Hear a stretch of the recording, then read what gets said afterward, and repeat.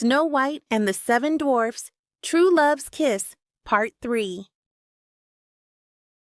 She traveled to the dwarf's house, beyond the mountains, and knocked on the door. Snow White put her head out of the window. "Who are you, old lady? What can I do for you?" "Open the door, beautiful girl. I am very poor. I want to give you some apples to beg some bread for my dying husband. I must not let anyone in. The seven dwarfs have forbidden me to do so." "That is all right with me. Here, I'll offer you one of these fresh and delicious apples in return of a piece of the bread loaf dear." When Snow White saw the beautiful and shining apples, she could not resist to have it. She could not resist to have it. She went into the kitchen, brought big loaf of bread freshly made for the seven dwarfs' meal. She gave it to the old lady and took the apples in return for the dwarf's meal. She barely had a bite in her mouth. She fell on the ground, dead. The wicked queen transformed into her real self. White as snow, red as blood, black as ebony wood. The seven dwarfs shall never ever awaken you. She immediately ran back to the palace and stood in front of broken piece of mirror.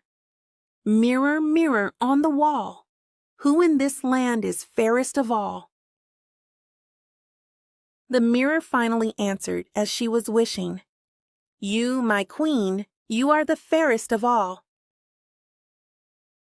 When the dwarfs came home in the evening, they found Snow White lying on the ground. She was not breathing at all.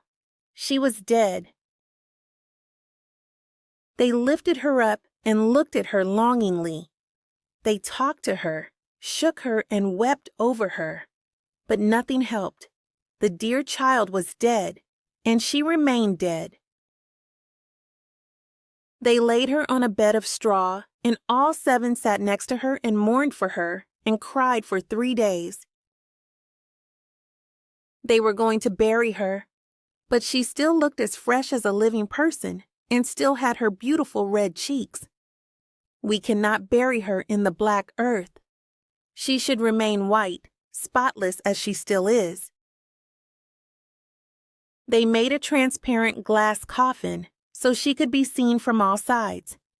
They laid her inside and wrote with golden letter in the box, "Here lies the Princess Snow White." Then they put the coffin outside on the mountain snow.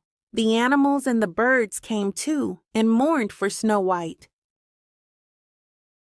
At the same time, a prince entered into the same mountain area to hunt.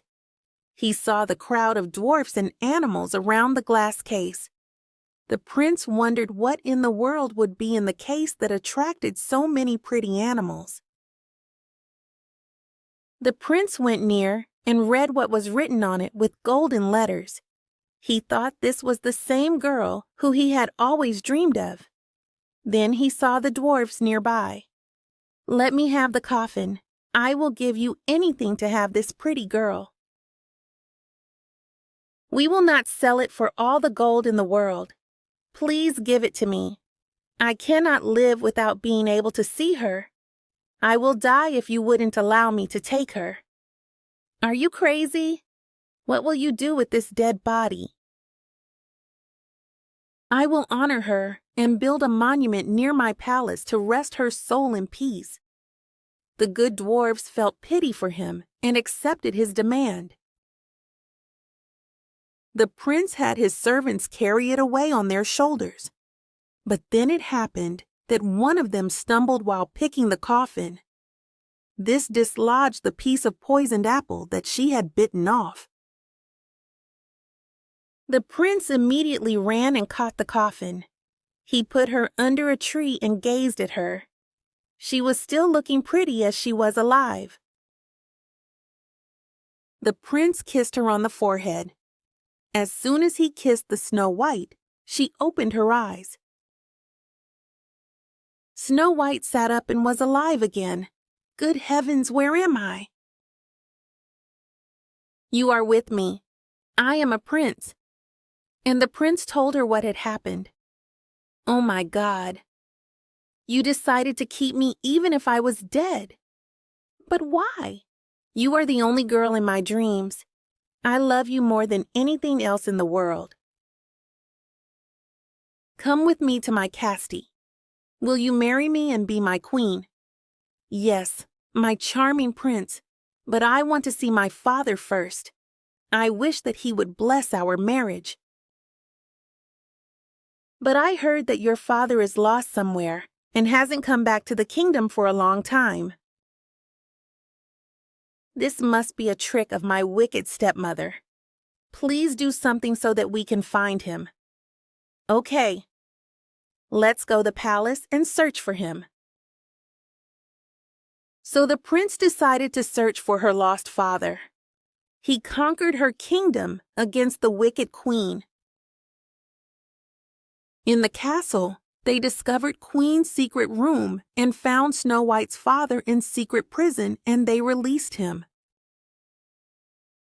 On the other hand, when the queen saw the king released from prison, in the terror of the king and others, the queen ran out of the kingdom and never ever was seen ever again. The king announced the marriage of her daughter in the palace court.